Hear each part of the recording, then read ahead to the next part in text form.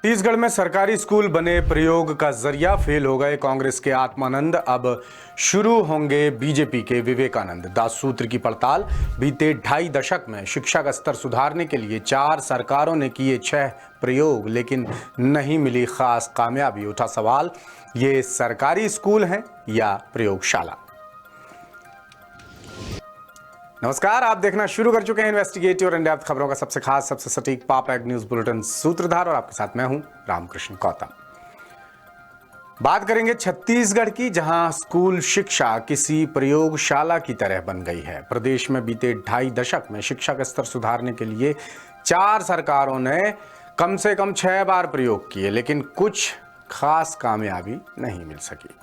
कांग्रेस की पिछली भूपेश बघेल सरकार ने आत्मानंद स्कूल खोले थे, जिसका मकसद था बच्चों को इंग्लिश मीडियम से बेहतर शिक्षा देना, लेकिन आत्मानंद स्कूलों में कभी पर्याप्त शिक्षक ही नहीं रहे, तो फिर क्वालिटी एजुकेशन क्या ही मिलेगा।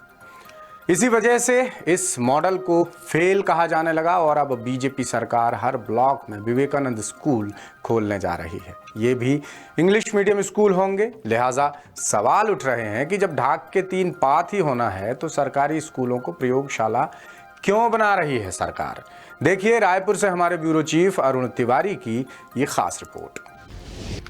छत्तीसगढ़ के सरकारी स्कूल बने प्रयोग का जरिया, फेल हो गए कांग्रेस के आत्मानंद, अब शुरू होंगे बीजेपी के विवेकानंद। 10 सूत्र की पड़ताल। बीते 2.5 दशक में शिक्षा का स्तर सुधारने 4 सरकारों ने किए 6 प्रयोग, लेकिन नहीं मिली खास कामयाबी।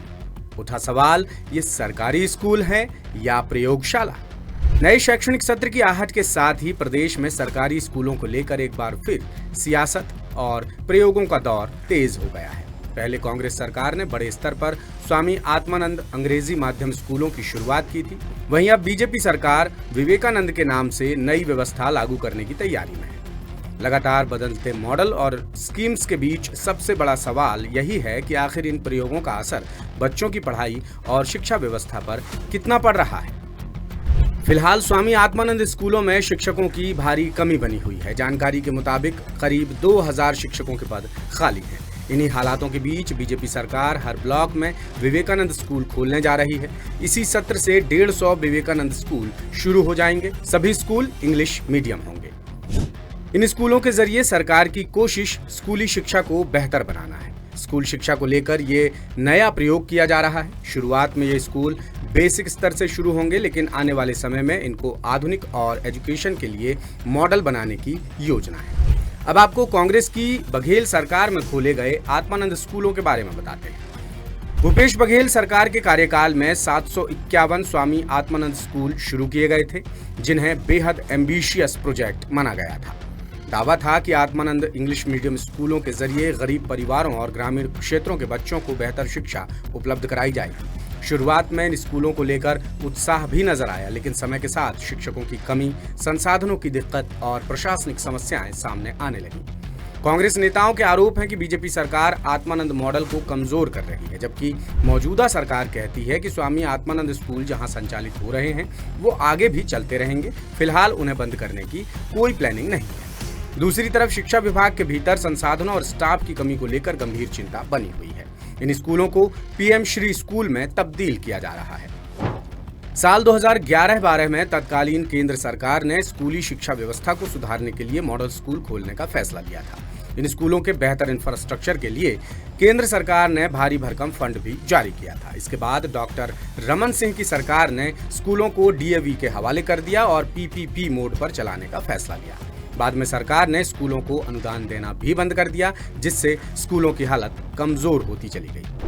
केंद्र सरकार की बेहद महत्वाकांक्षी योजना पीएम श्री यानी प्रधानमंत्री स्कूल फॉर राइजिंग इंडिया का मकसद देश के सरकारी स्कूलों को आधुनिक सुविधाओं से लैस आदर्श शिक्षण संस्थानों के रूप में विकसित करना है। योजना के तहत चयनित स्कूलों में राष्ट्रीय शिक्षा नीति लागू की जा रही है, ताकि स्टूडेंट्स को क्वालिटी, एडवांस्ड और समग्र शिक्षा मिल सके। पीएम श्री स्कूलों में अत्याधुनिक बुनियादी ढांचे पर विशेष ध्यान दिया जा रहा है। इन स्कूलों में स्मार्ट क्लासरूम, डिजिटल बोर्ड, आधुनिक विज्ञान लैब, लाइब्रेरी और स्पोर्ट्स फैसिलिटीज अवेलेबल होंगी। तत्कालीन डॉक्टर रमन सिंह सरकार ने प्राइमरी शिक्षा की बेहतरी के लिए 305 इग्नाइट स्कूल खोले थे। लेकिन 10 स्कूल शुरुआत में ही बंद हो गए। जो 295 स्कूल बचे हैं वो भी करीब करीब वेंटिलेटर पर हैं। उनमें ना शिक्षक हैं, ना ही किताबें समय पर पहुंच रही हैं। 1 नवंबर 2000 को मध्य प्रदेश से अलग होकर छत्तीसगढ़ राज्य बना। कांग्रेस ने अजीत जोगी को छत्तीसगढ़ का पहला मुख्यमंत्री बनाया। प्रशासनिक सेवा से आने वाले अजीत जोगी ने आते ही स्कूली शिक्षा पर फोकस किया। सरकारी स्कूलों को CBSE स्कूलों में तब्दील कर दिया, लेकिन इसका कुछ खास फायदा नहीं मिला और रिजल्ट खराब आने लगे। रिजल्ट बिगड़ने के कारण इनको बंद कर दिया गया।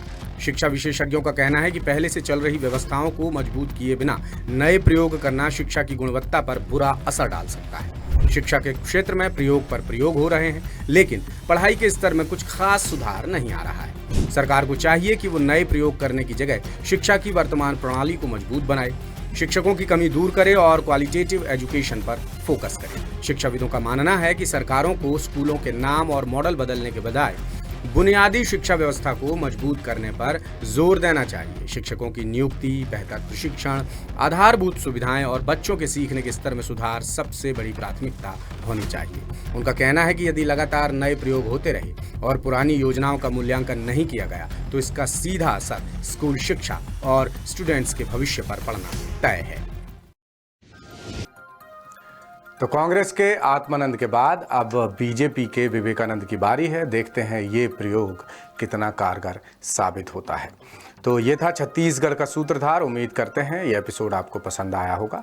और अब आ गया है आपसे विदा लेने का वक्त, लेकिन जाने से पहले हमेशा की तरह एक ही गुजारिश, आप हमारी वेबसाइट www.thesutra.com ज़रूर विजिट कीजिए। आप हमारा यूट्यूब चैनल सब्सक्राइब कीजिए। इंस्टा, FB और X जैसे प्लेटफॉर्म्स पर भी हम अवेलेबल हैं। जल्दी जाइए, वहाँ पर भी लाइक, फॉलो और शेयर ज़रूर कीजिए। बुलेटिन के आखिर में देखिए देश और प्रदेश की बाकी खास खबरें। मुझे दीजिए इजाज़त। नमस्कार, शुभ रात्रि। देश को अगले 3 दिन तक गर्मी से राहत के आसार नहीं है। AQI वेदर के मुताबिक शुक्रवार दोपहर 3 बजे दुनिया के 22 सबसे गर्म शहरों में पारा 47 डिग्री से ज़्यादा रिकॉर्ड किया गया है। ये सभी शहर भारत के हैं। इनमें 13 शहर उत्तर प्रदेश के हैं। उड़ीसा का बोलांगीर और बिहार का सासाराम सबसे ज्यादा गर्म रहा। भारतीय मौसम विभाग के मुताबिक देश के 35 शहरों में गुरुवार को रात का पारा 30 डिग्री से ऊपर रहा। बिहार के पटना और गयाजी में गर्मी के चलते 22 से 26 मई तक 5 बजे तक के स्कूल बंद कर दिए गए हैं। वहीं राज्य के मधेपुरा और सहरसा में गुरुवार को बारिश हुई है। इस दौरान बिजली गिरने से 3 लोगों की मौत हो गई। 12 राज्यों की 26 राज्यसभा सीटों पर 18 जून को चुनाव होगा। चुनाव आयोग ने शुक्रवार को इसका ऐलान किया है। रिटायर हो रहे सदस्यों में कांग्रेस के राष्ट्रीय अध्यक्ष मल्लिकार्जुन खड़गे, सीनियर लीडर दिग्विजय सिंह, पूर्व PM HD देवेगौड़ा समेत 24 सांसद शामिल हैं। इन सभी सीटों में मौजूदा सदस्य 21 जून से 19 जुलाई के बीच रिटायर हो रहे हैं। हरियाणा, बिहार और उड़ीसा की 11 राज्यसभा सीटों पर 16 मार्च को चुनाव हुए थे। इनमें 9 सीटों पर NDA कैंडिडेट्स या फिर NDA समर्थित कैंडिडेट्स की जीत दर्ज की थी। नीट UG पेपर लीक मामले में गुरुवार को संसद की स्थायी समिति की बैठक हुई। इस मीटिंग में नीट परीक्षा कराने वाली संस्था नेशनल टेस्टिंग एजेंसी के अधिकारी मौजूद रहे। न्यूज एजेंसी PTI ने सूत्रों के हवाले से जानकारी दी है कि NTA के शीर्ष अधिकारियों से कई कड़े सवाल पूछे गए। NTA के डायरेक्टर जनरल अभिषेक सिंह ने कहा कि नीट का पेपर उनके सिस्टम से लीक नहीं हुआ था और मामले की जांच CBI कर रही है। इस पर कई सांसदों ने सवाल पूछा कि अगर पेपर NTA के सिस्टम से लीक नहीं हुआ तो बाहर कैसे आया और परीक्षा रद्द कर दोबारा कराने की जरूरत क्यों पड़ी। इस पर NTA के DG को स्पष्ट जवाब नहीं दे सके।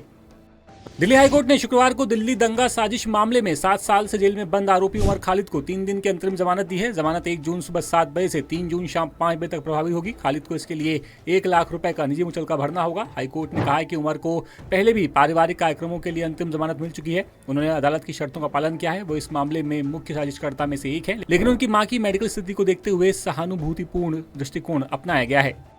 एक्ट्रेस मॉडल ट्विशा शर्मा की डेड बॉडी का फिर से पोस्टमार्टम होगा। मध्य प्रदेश हाईकोर्ट ने इसके लिए आदेश दिया है। अदालत ने कहा है कि दिल्ली एम्स के डायरेक्टर के नेतृत्व में टीम भोपाल एम्स में पोस्टमार्टम करेगी। पूरी प्रक्रिया की वीडियोग्राफी भी कराई जाएगी।